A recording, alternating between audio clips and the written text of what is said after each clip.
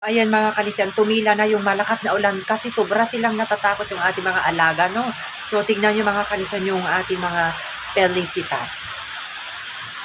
Pelicitas? Okay na kayo? Ah? Okay na kayo dyan? Ah? So, ayan mga kalisen, kung nakikita nyo, nilagyan ko sila ng damit kasi medyo lumamig bigla. Oo, medyo lumamig bigla mga kalisen, kaya nilagyan ko sila ng damit, binalik ko at sobrang ninenervyos si Felisa kanina kasi nga ang ingay yung ulan. At itong si Kiara, kung nakikita nyo, tulala siya, tsaka si Samba. Pero okay naman sila dyan at naging panatag din sila di kalaunan. So, alam nyo, nung kasagsagan ng malakas na ulan ng mga kalisen, no, doon sila pumunta sa may duyan, doon sila nagsiksikan na tatlo. Kaya, nag-aalala ako dito sa may kinaroroonan nila ni Kiara at saka si Samba kasi nga, nakikita nyo, ayan o, bumaba na yung kanilang paa kasi nga, butas ulit yan yung plastic mat na panel na black. Pero wag kayong mag-alala, wag na kayong mag-alala sa kanila mga kalisen kasi may, may magbibigay ulit dito para ipalit sa mga nasirang black panel ng ating Felicitas at maganda na yung ipapalit nila kasi nga yung plastic na mga kalisen para hindi na mabutas. Ayan, kaya maraming salamat sa patuloy na nag-sponsor sa ating mga Felicitas. So, ayan, ewan ko ba, lumakas ng bigla ng ulan?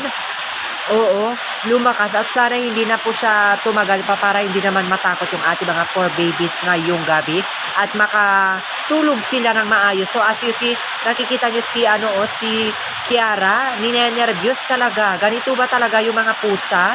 Ayan mga kalisen. So para maibsan yung lamig, nilagyan ko ng kumot ganyan Nilagyan ko at yan. Ganyan ang gagawin ko mamayang gabi. Ayan.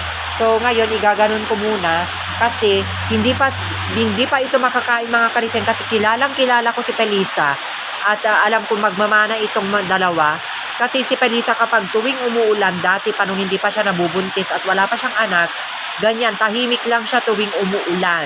Oo. So nung wala pa itong cage noon mga kalisen, may cage doon na dati nilang pinaglagyan nung nanganak. Nakita nyo naman sa mga nagdaang video namin, no?